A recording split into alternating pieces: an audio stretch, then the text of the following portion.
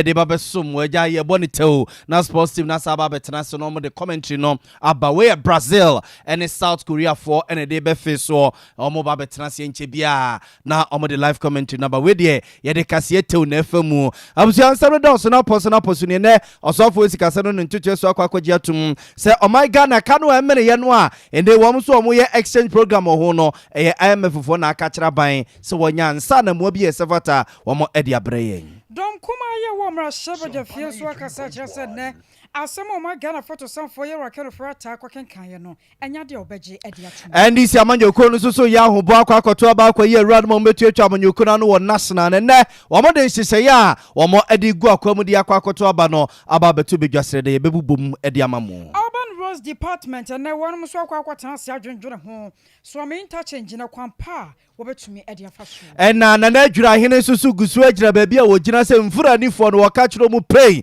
enye premfa se so mo yo madwene so mo do mani ba besi adwura o mo nantwe no obehyi ni nyina ase e won potam ho no mo some card registration won sansam abusuanya sanketo akora ene yamane boni ye fieje wo akwade kwa monte so na de ode aba no yebebom abusua weni afoforo pini akeke se ne se kase aba bia wo bia na nwumre ye ba ne de aba besom wo wadwenche no nsusuye fa bedom ye wabra wo kan ho awo social media platforms awodo nyina so call Facebook wa Sompa 93.1 FM Sompa 93.1 FM na YouTube Sompa TV Ghana Sompa TV Ghana o subscribe na do adwenche no nsusuye no matoto no yeguso a ye be kase ne mamo ne ye be kenka dia mamo ye ka mo se kase free Sompa 93.1 FM so o komasi abonten so no o tie ka osunyane a Sompa 98.9 FM Sompa 98.9 FM abuzia ye ne ye soma nwumre na na ya bo amalibi aboga mene akosia ejewa kwade buati avenye brena fin samne yenkomo ankasa mfama ye de mo hyase e de free ye so afo hosi kasa no ntutu so ye rakeno friata na tena ye na ene papa friends antwefo e de botu mai kakra ningina na akwa ye nsam a akwa ye ake oba yesi anamo aban etutuo ene IMF fo ayen hyehye amama beso ye sikasa no ntutu mu aboya managina brade no emu koma akwa bebrebe ye de bibi di haircut and amanfo sika ne wo mo fixed deposit num and treasure bills ne ade a wo ma ye no ebinum kra chese wan hwe ya na be free amanfo ensa anu ntina ho behia so sofo a o sika sa no ntutu so free anu a ebesi na de woni Ghana ma de hye di nkomo no kire ade property a IMF nkomo no aban ene IMF fo edie num ne etuamu ene ne IMF fo ka kire aban se wo monye eno na ne wo giatum se sa aye debt exchange program no a aban eye no IMF mpenimfo na aka kira ban se wonye sade na nsa na so mo amua bi o mo de beboa yen a wo mo aba beboa yen ne tuma ye onen nsantwefo boy no sa kire mu se sa nkomo we ya wo mo edie wo mo ahye opani a odo my God isi kakra bia batan Adno Bank of Ghana penimpa Dr. Ernest Atokwa Amena Adesin se nani kire ya bank sakese ni nkuma nyina no wono mo enhia na oncheche nsemu mfa nkire wonum se be na sanhyeje we ya wo mo ede banenkofo hobia emeto amanfo sika eda da bank ni ade eswa yewra keno friata ne enchirimu a wode emansentwefo kakra eni. Shocks have exposed Ghana to a surge in inflation, large exchange rate depreciation, and stress on the financing of the budget, which taken together have put our public debt on an unsustainable path. To address the ongoing economic crisis, the government has requested financial support from the International Monetary Fund. We expect to reach a staff-level agreement soon on an IMF program aimed at restoring macroeconomic stability and protecting the most vulnerable. To this end, as a government, we are determined to implement wide-ranging structural and fiscal reforms to restore fiscal and debt sustainability and support growth. Consistent of all the above, I announced during the budget statement presented to Parliament on November 24th that government will undertake a debt operation program. We presented to you the contours of the domestic debt exchange program yesterday. As you are aware, we established a consultative committee to work with the financial sector and incorporated their advice in our decisions. Today, we are here to officially launch Ghana's domestic debt exchange program. The objective of this program is to alleviate the debt burden in a most transparent, efficient, and expedited manner. In this context, by means of an exchange offer. The government of Ghana has been working hard to minimize the impact of the domestic debt exchange on investors holding government bonds. In particular, it does not embed any principal haircut on eligible bonds as we promised. Let me repeat this fact as plainly as I can. In this debt exchange, individuals holding domestic bonds will not lose, are not affected by the value of their investment will be retained. So let us remove any doubt and discard any speculation that the government is about to cut your retirement savings or the notional value of your investment. This is not the case. Abusua we ye so afọ we sikasa no ntutu so ye rakeno foriata na yetene kan we ye ne anopai tu maya wone ensemdwefo bo kakra efo mayi sikasam ene nkomo aban ne IMF fu die so momesum no mo emwaye no ene na ocheche mu nti haircut bebrebe no a na amanfo busasa nyambia no we be ye ponkujo anase sweat no ena enwumre waba be cheche mu dia kire se we nya ponkujo bia ene mpesa kwakoye sweat ne mum eyenhyehye aban ye se be na ye ka ye de no enkombini ye pi na enkose ye sikasam kra na sasam o my Ghana photo sam for ye rakeno for tarekoto dwa no eno nam so amadon kuma ye wo my Ghana mra shebe fie one my friend central for one my friend one my kire se wi asem asem ye wo ye kan twi na se wo hwemu a ye rakeno for ta na asem ye obegina wo kenka ne wa te sa ko ye nsumunti ase akwa enwonworan no wo mo no dom kuma no de wo mo ka na one ma sanso aka ne biem senya de a one mo gitum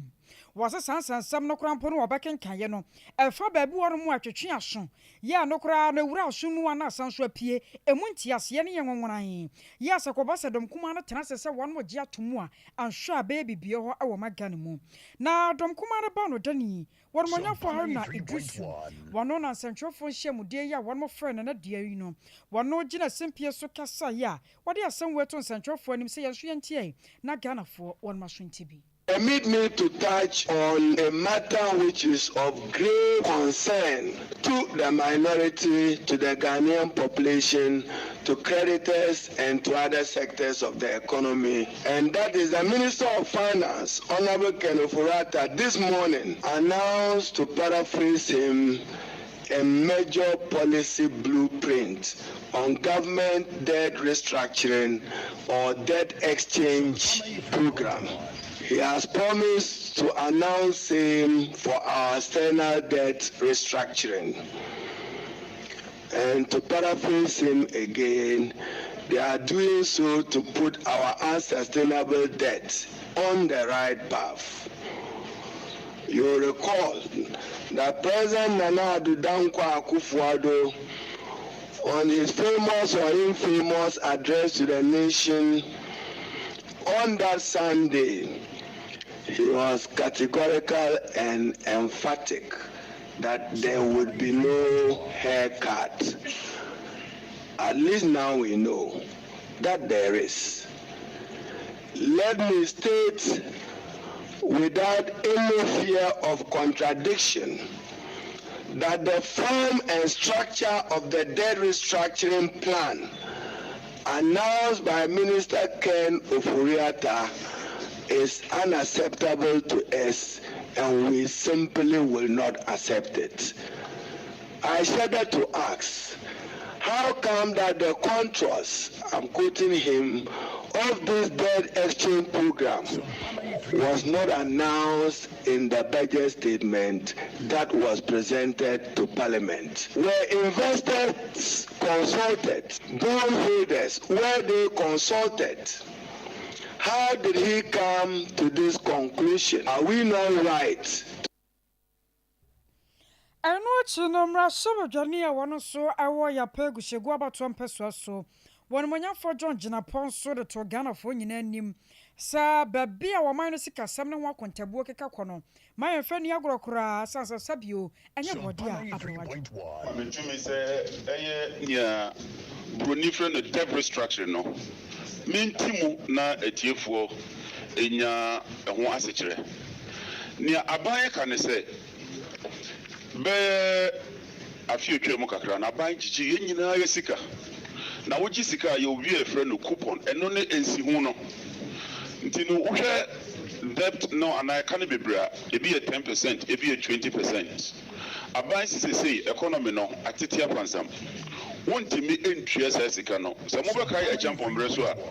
yɛde bi ba yɛ ka sɛ yɛntua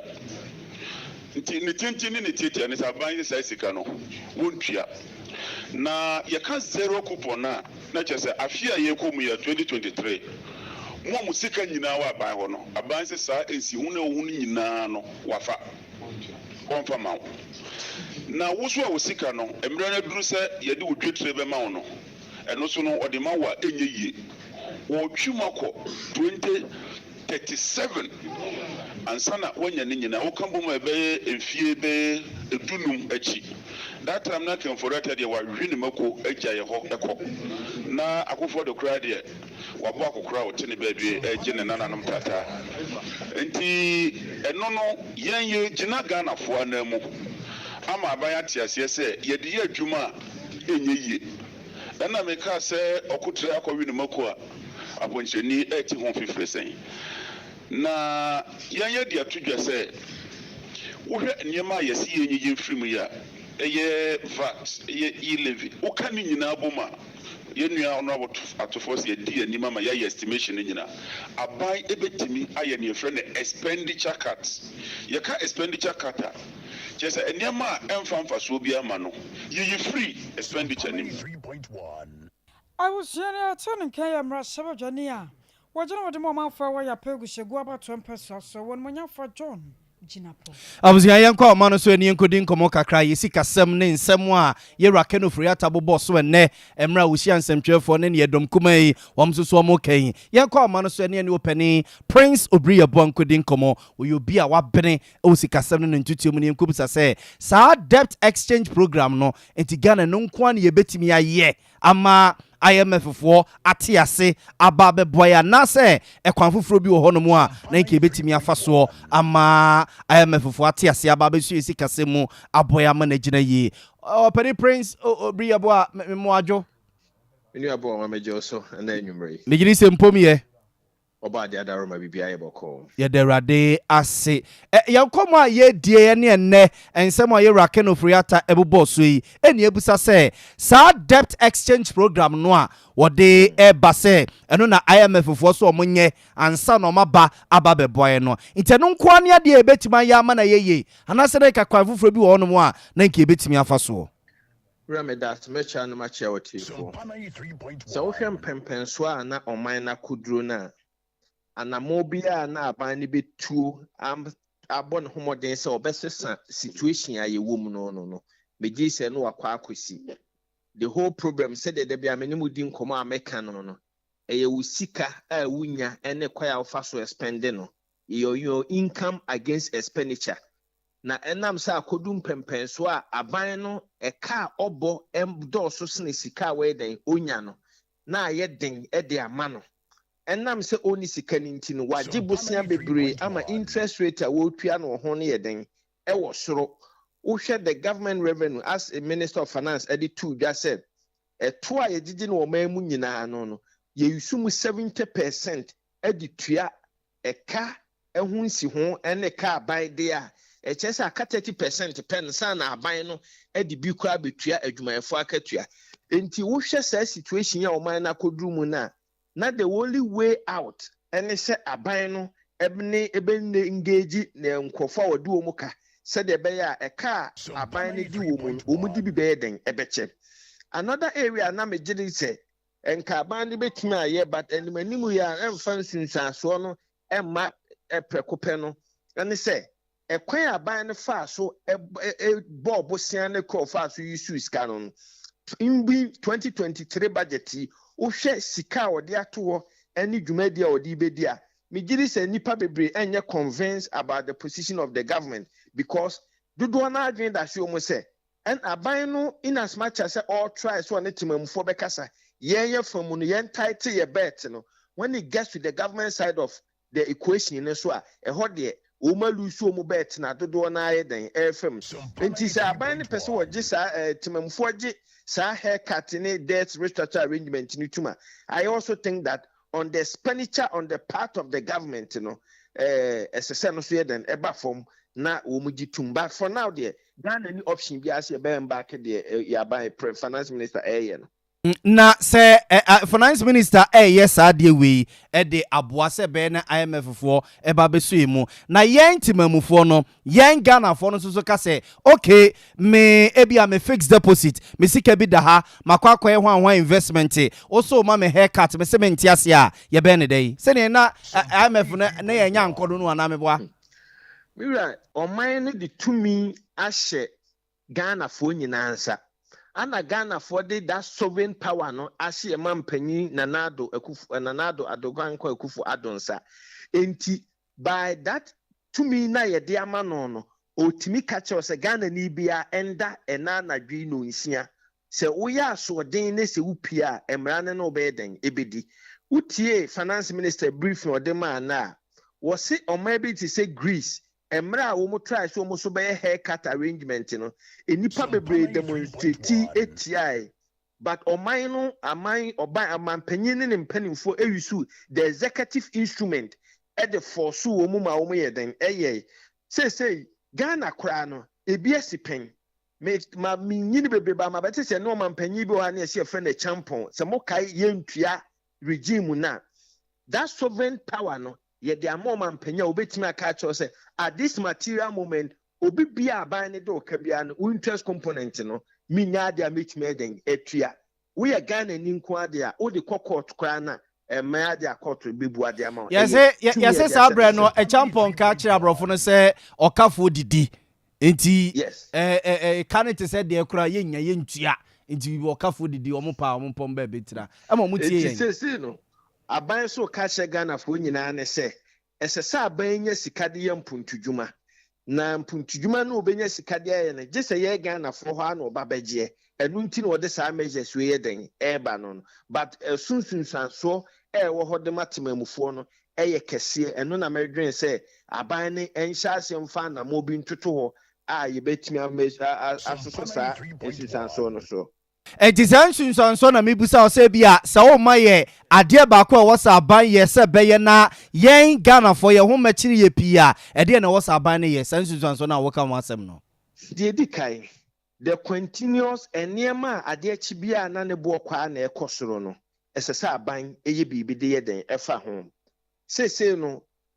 wusika wo de akoto bonds enye individuals eye companies by companies no but for kasem ye fe bibi corporate veil se ukoyi saa wig na ehye company na bi efe bibi Kofi Mensa company limited na nipakuo bi na ehye akiri enti nipa no na wo musika wo mu ba belu su sese enti se wo lu su sa sika nempo ana price of goods and services gina faako ama wato aso adi ni dwumadi a ebeboa two se wo hwe kwan ya fa so to fan wo buo mu the American say there should be total stability within the economy ebasa ebema we mu sunsunsanso no ayeketo akaka ba de bechi bia ne asa to niemam ama niema bo kwa na ekoso a ebema ho kire de bebatemamufo so no yentimi nyina no nti aban manage economy set that there shall be total stability ebebo mining Prince yeda se pa je eguso yedidi nkomo yedu baby ne yebesa hia wa yebesa ba na so bia nwumre nyame nhyira pa ene wadaje wanya de amaye why Abzafo yera Prince obri ebo na yekọ ne nkyene ne kokodi nkomo no obi a wabene o sikasa no ntutu ye wonti haircut ene nhihye a aban ede ba no na wo chichi mu kakra de kire ye no Kwansan from na Urban Roads Department and one man panyefo ahodo bi e ba na yakwantempo so a wama bene so akwakohia ya one mo so adwene e de afa so am interchange ya enchekura contractor se ba begu so na one ma hwa ya so adwuma no na adwene a one ko so ne nyina ta afa adan ahodo abeka wonom emieme ahodo bi e wose one mo yi akwan de fa ene emaya one mo tete kwan ho ba bi e wose de obi ya kobiata ene one ko so adwene edefa ho na wabra won mko na santemantam sofo yira Simon wasamensa no no aka ho bi eno chi ne development engineer won so aka ho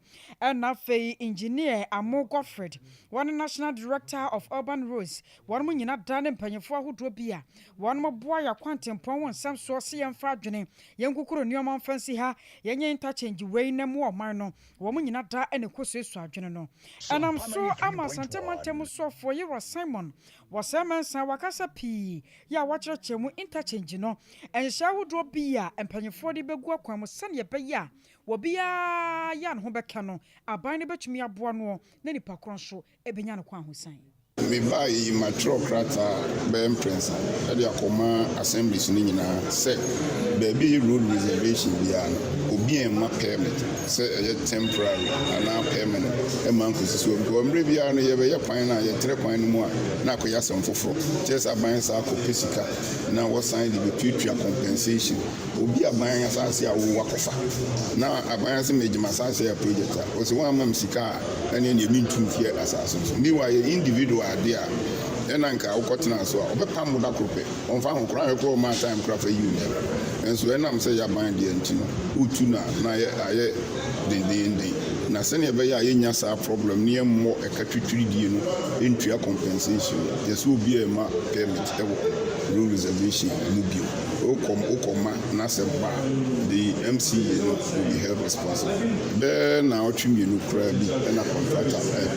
na mo say ye ba be di bronya enti amanfo beton ne ma fo bronya na ye de humo brain say yentwim enko afia wie that time the bronya edwa bi a wudi bia na ne ma pese oton no na bronya na twem ti twem wi a na de na mo yi ne ma na fi ne nya kwan aye kwan no so ye pese kwan no bi yesu ache so ye pe so aminta chinju so aminta chinju ne nyame adom aban nyame yi puma kwema ma ban ade aso bo fom se yashase to obi amwa ahokyere ne de ye den ya ye be ye kwan de bi beka bi emfuturu won be water but ye nya no totroto sa na se nsu to ne engu so a atechere nso ye den ya bi beka enti ye nyina ye sere obi a se ye mu aboa ye ho se ne be ya e bitimi enya interchange na ayi traffic na wo swami area ho nyina na ko fin so kwan so mampon kwan so sa traffic nyina afuru aman ne ho ahen. I was here way a Santamantemo so for you Simon or Semensa and I know what you want and I'm on 2 and any ya and penny for Eddie Guaquim. Yan toaso ne famon kwan disi amanjuku na tena ye na busu yan disi amanjuku ne yen hyehyɛ no makwa akoto aba akwa yimpanifo ebitu amanjuku na no ewo enkrapompene mantemu na opani Alex Segbafia and a planning committee ya and disi amanjuku na te no ye titire ne da no eno mo yen semtwefo nhye mu kyekyirim abrekura wa wo purpose we die obekwa akɔfa form so sikadodo a wobetu ansa na forms no won saka ebredodo e wo sedi wo nsama ansa na wasa the forms na brempadimfo ene edomo mu hye ne mu se odonfo ya adomo beto aba wo sa abato na se ne nyina opani Alex Segbafia echiche mu kakra se de kire yen. I've been to rest assured that the delegate list has gone. There's nothing like a perfect list.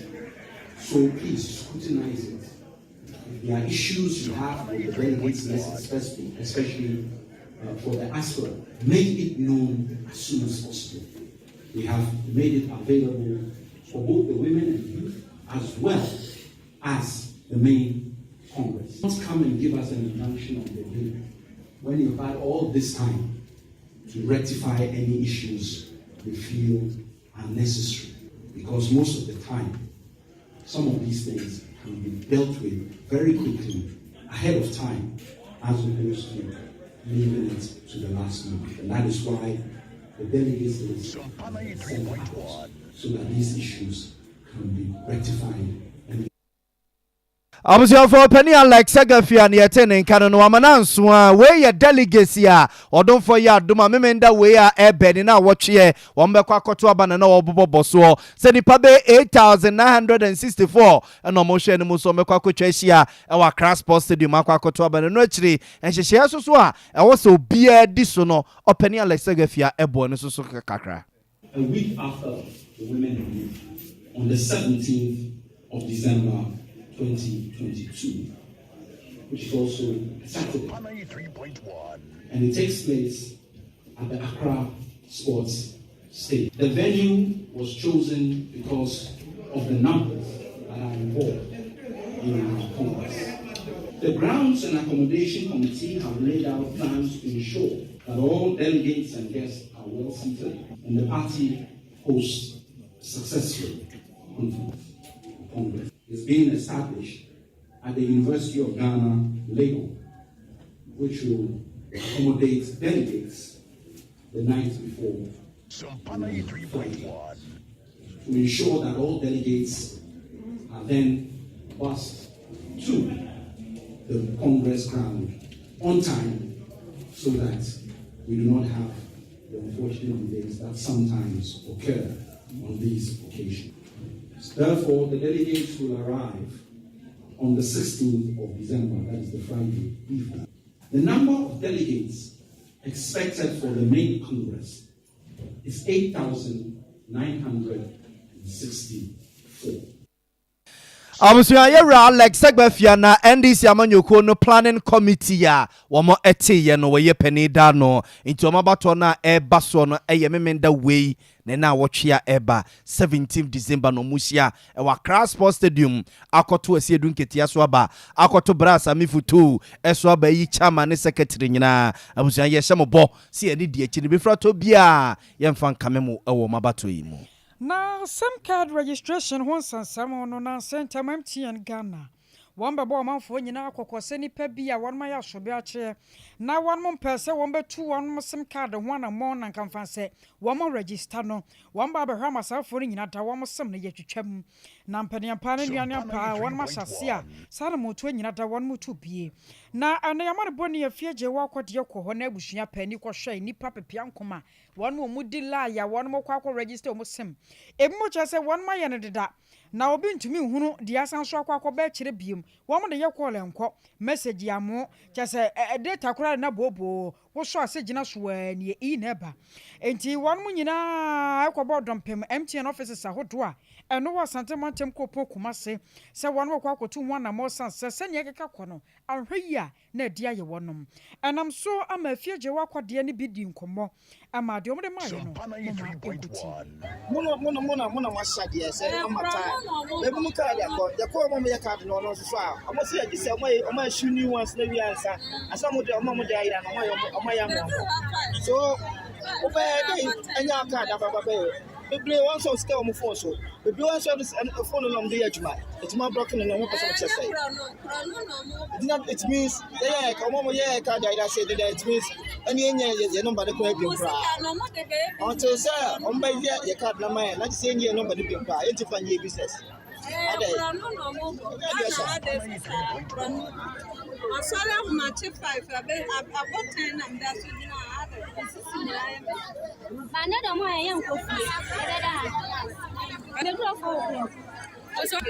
my register, my mobile money. Actually, I'm my young man, Monday.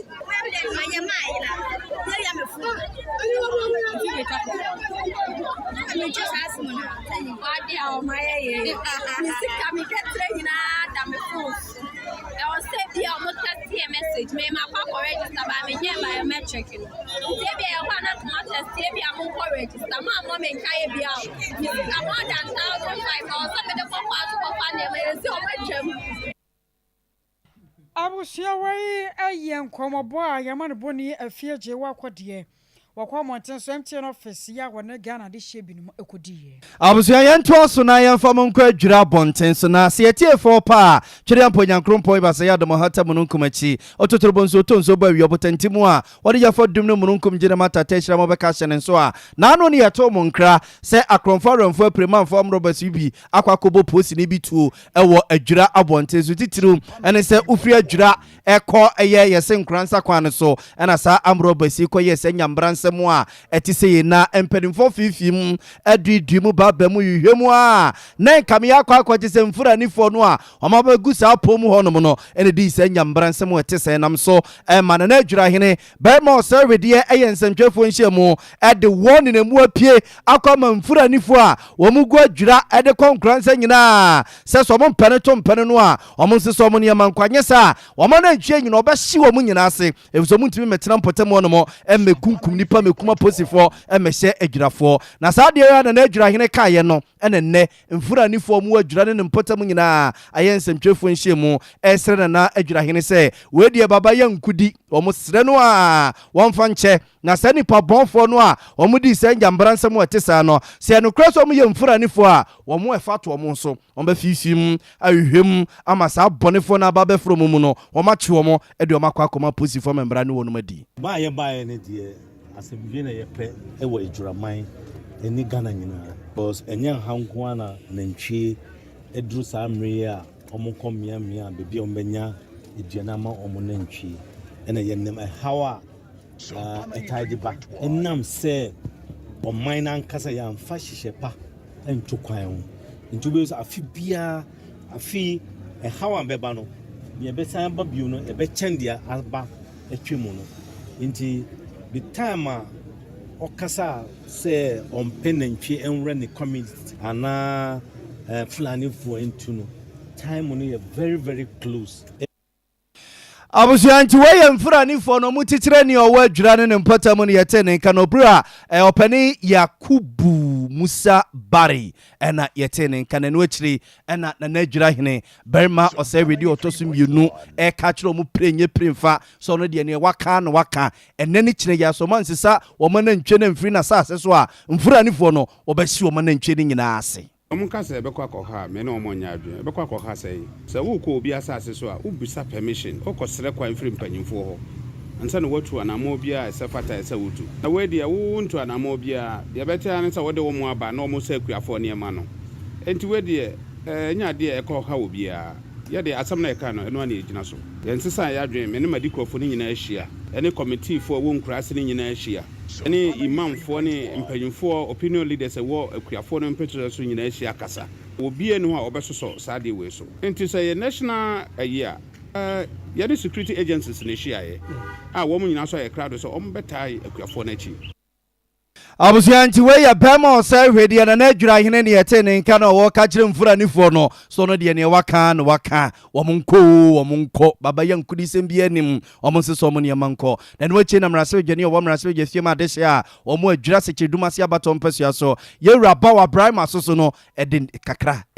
tu so tabunu de befo aso if you say it's the entrance enka say ECOWAS treaty on free movement of goods and people linti yemma obi emfa na yemwa emra na yemwa na odi ba no say ye no ma no mu san edi enya say ye kue eno de enkotwa ye efrani fo nsia mu amu ye no ko ye tu wo manim say ye wo frani fo bi wo ha ye wo wo ha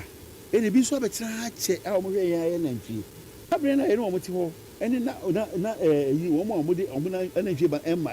ni ye hu sa de we bi say ti so mo no e wo ho that's omu say wo bi aba be fro mu omu ni medina omu ya so mu ti bi abamba fo asotire ni ezi hu say nipa na o ma be ka afro omu sebi omu medi boni ni enfa nche omu efi se nkate ba ko ese nkate boto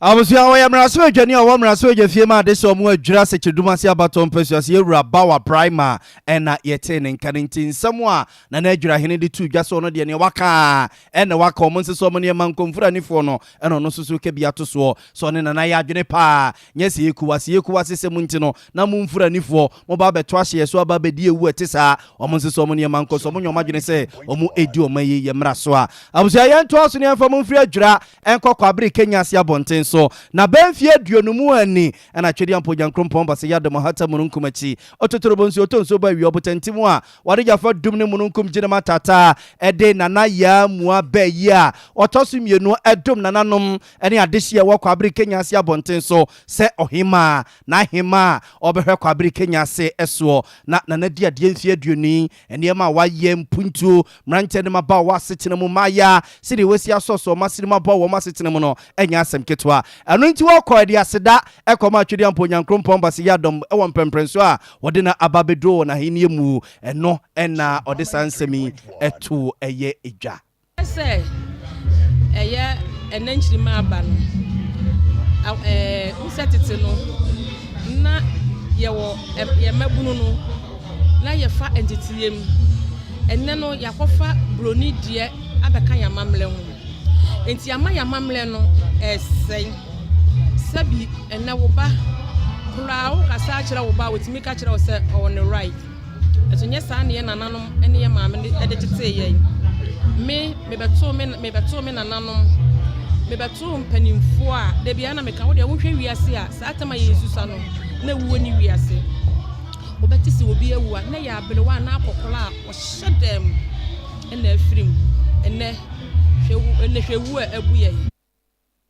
Abusia nana ya mua be yi a wotoso mienu eye nana kwabere Kenya sehema mfie duonunie na wadi ade na okoda twede amponyankrompo anse no wawani tua senyo nonko na beko one ne hene nana afredu agime wotoso mienu ene koye na nana soso de aseda piesie ma ne ba pani nana ya mua be yi ewo sene wesi aboni chidom frimna wo bedi ade ebesi ne ye namso mpuntuo de abuso ewo kwabere Kenya asene ne mpotemu eyama wa ho a abro so se nyame twedi ampo odi enfie pole aduonu aka me maame na ya mu abrayi de ne tra adumane brayi akonwa so srebrade se ne nana obedi na ade odi mfinhia aduanan nwotwe ewo akonwa so o ma ne ntra so sa na me srebrade se o ma no wisdom kese o mana badaye ma Kenya asema nyina menim se nyame twedi ampo enfie wo menene mienu anem edoso bebre na yebetima ya jese nyame tesere urade se o ma yo soro nyansa no ma yo soro nyinkyire na yefemu Kenya asema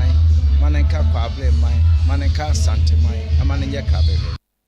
Abusia ntimfie duonu pepe penie ena nana ya mua be yi a wotoso mienu ebedi ade ewo kwabere Kenya se abonten so nti enura akwase wode aseda koma twedi amponyankrompo mpemprenso a wode na ba bedresre na dom ne nkwatenti ahodenwom so wonfa nom no ewo kakra ka wona nim no nkoso a emprimpuntu ni yeyo enfamre na dehye nti ne hene nana fredu agime wotoso mienu nana eye kwabere Kenya se hene eno no so ekire eniso se ne oba yi ne hema ta na chi no na ebura dwene ene entiase so abusia ye general so ye nsam no nyina esi kokwa Veronica Jando akosua somwa wo hini ni amakranche nana ya nana kwabena kese yes na afia ejewa akode obapa Grace nso ka ho Erica Sorry Murphy nso ka ho bi wokọ MC a hono mo ayi wo PK Akiula school fees Rocky Rexford Godfred ni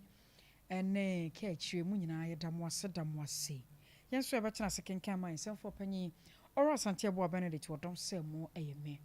akosia ajewa akode boaten menimenia nana ya abo amalibi aboka nana kai bo hom yemfa ntwamu tawni enso so okay abusia we ya yisien kai bo na wotweda de na adrusui ora Alex amofa Jemfi yewrai abusia ena esi adofo ne agyanfo nyina se oro Alex amofa Jemfi odaya wansori papa ti asie no nyamfinhia na aduoso enso ansa na woje mu firi se obrowe etwuwo oba ya no na tie se ho kani eye oro ayere ana amofa ompene ho asem na nso asem ato no wakwantimfi kunani mobrowa ya sebrede ne ketefa ne nyina afo se ya ne nsuonko an wote ate na bosono woni abusuan kae nyina na esi adofo ne agyanfo se na de nyina ne kunu chese ne twotwomucho ya no ne kona krana ora Alex amofa Jemfi wadaya wansori o ne sane ntene busuan se mfa nyame ya adoma ya wada edi enumi December abosom de toso nwotwe e wa afimu a na won mu di papa na wotweda do nyina da backgrounds me kire bia ya won motena eye nhyiamudi ahodo e wodo nyina no eho na won bedi papa na wotweda yi anopa no nsia kwapem enumenu nsia na won ma hye amamene ne amane ase na wotweda die no ekoso eye yenkodwankogye o yesremu a adofo ne agyanfo se momasenkogya wonum oro Alex amofa Jemfi na wotweda die ne nanya kama obapa anamofa hyeden wate so mpadwumafo nyina kuku Veronica Jando oman hene ya odubuache nana ya obo amali bia boga kwabena kese wo hene ni chese afe yenko ye manager so owura tofia kwa ene so mpadwumafo nyina se anamofa hyeden yankopon twedi ampon wonjekere owure onhye wode pa yenim se de ade ato ne nyo no kwa na yenti yankopon ya adomo a ya wada beba ne aba be ka ho se ne be ya owura nso na wotweda die no ebetumi aye krabehwe ebusua ye gina we so ye sorry so sports etc. Sompa TV Emma